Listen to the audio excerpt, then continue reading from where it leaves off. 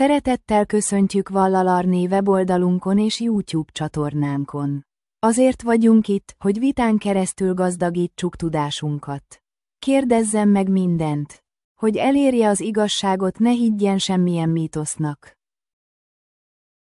Vallalár története egy ember története, aki legyőzte a halált.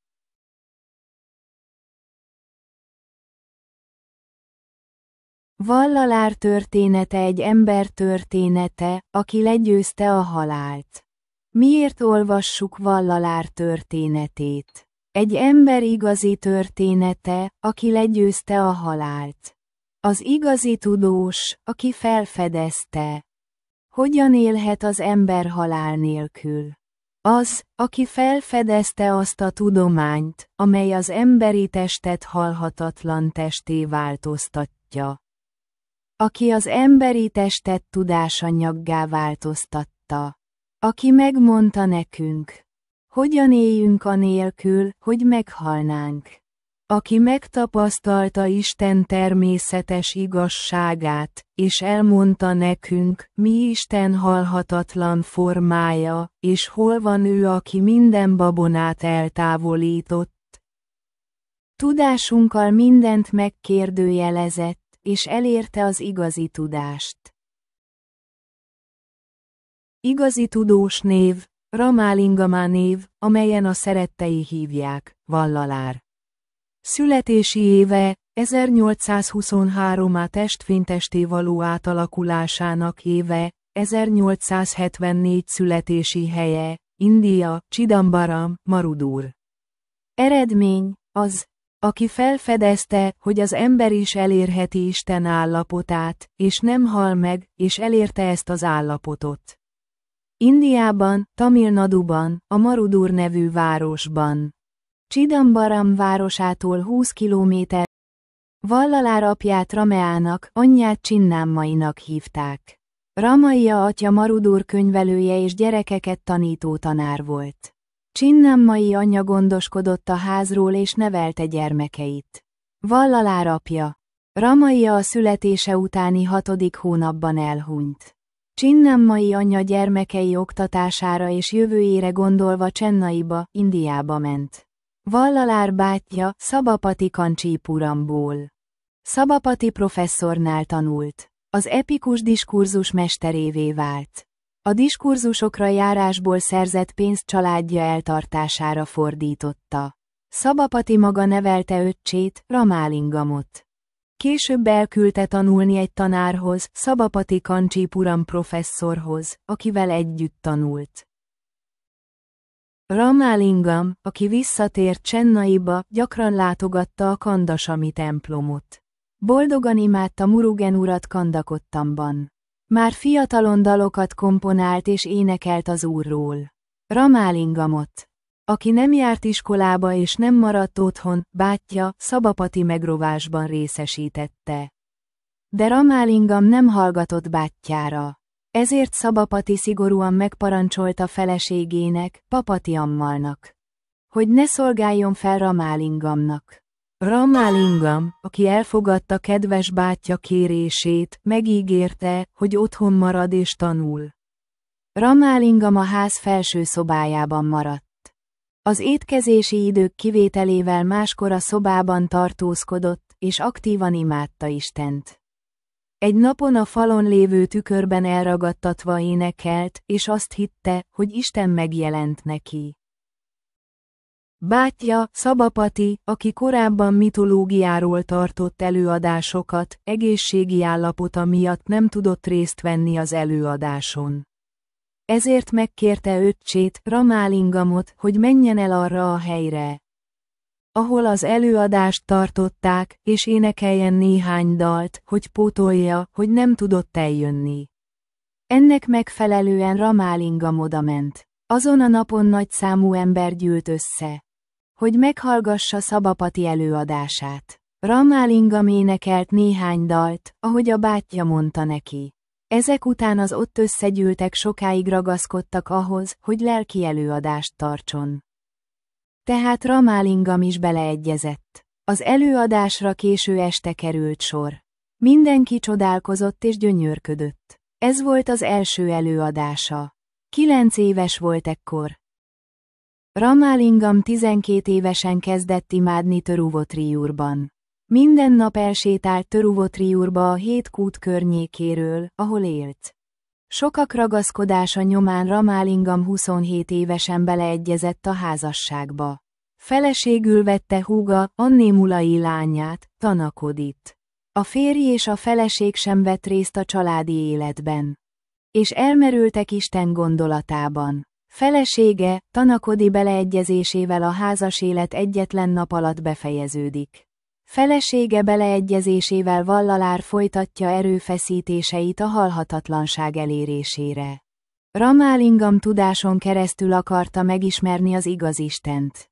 Ezért 1858-ban elhagyta Chennait, számos templomot meglátogatott, és elérte a Chidambaram nevű várost. Látva Vallalár Chidambaramban, a Karungushi nevű város, a Tiruvengadam adminisztrátora arra kérte, hogy jöjjön el és maradjon a városában és a házában. Vallalár, akit szerelme lekötött. 9 évig a Tiruvengadam rezidencián maradt. Az igazi Isten a fejünkben lévő agyban található, mint egy kis atom. Ennek az Istennek a fénye egyenlő 1 milliárd napfényével. Ezért, hogy az egyszerű emberek megértsék az Istent. Aki a fény bennünk, Vallalár lámpát helyezett a szabadba, és fény formájában dicsérte. 1871-ben kezdett el építeni egy fénytemplomot Satya Dharma halai közelében. A körülbelül 6 hónap alatt elkészült templomot bölcsesség tanácsának nevezte el. Templomot épített egy Vadalur nevű városban annak az Istennek, aki fény formájában lakozik. Mint az agyunkban lévő nagy tudás. Az igazi Isten a tudás a fejünkben, és azoknak, akik nem tudják megérteni, templomot épített a földön, lámpát gyújtott abban a templomban, és azt mondta nekik, hogy gondoljanak arra a lámpára, mint Istenre, és imádják azt. Amikor így koncentráljuk gondolatainkat, megtapasztaljuk Istent, aki a tudás a fejünkben. 1873 év 10. hónapjának 20-án, kedd reggel 8 órakor zászlót tűzött ki Mettukuppam városában, a Siddhivalakam nevű épület előtt, és hosszú prédikációt tartott az egybegyűlteknek. Ezt a prédikációt hatalmas tanításnak nevezik. Ez a prédikáció arra készteti az embert, hogy mindig boldog legyen. Sok olyan kérdésre ad választ, amely az emberben felmerül. A prédikáció a babonák megszegéséről szól. Azt mondja, hogy az igazi út a természet igazságának megismerése és megtapasztalása olyannak, amilyen. Nem csak azt. Maga Vallalár sok olyan kérdést tett fel, amelyekre nem gondoltunk, és válaszolt rájuk. Ezek a kérdések a következők.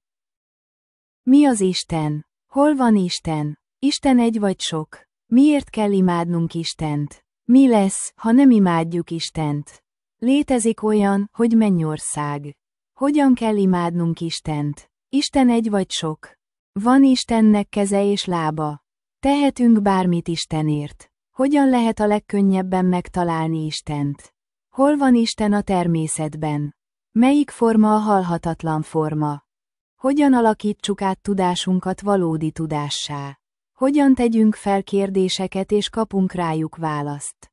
Mi rejti el előlünk az igazságot? Kaphatunk-e bármit is Istentől munka nélkül? Hasznos-e a vallás az igaz Isten megismerésében? A zászlófelvonás után a következő esemény az volt, hogy a tamil kartigai hónapban, a fényt ünneplő fesztivál napján elvette a szobájában mindig égő dípa lámpát, és a kastély elé helyezte. 1874 táj hónapjának 19. napján, azaz januárban, az indiai csillagászatban emlegetett Puam csillagnapján Vallalár mindenkit megáldott. Vallalár éjfélkor lépett be a kastély szobájába. Fontos tanítványai, Kalpattu Ayya és Toshuvur Veléjudam kívánsága szerint kívülről bezárták az zárt szoba ajtaját.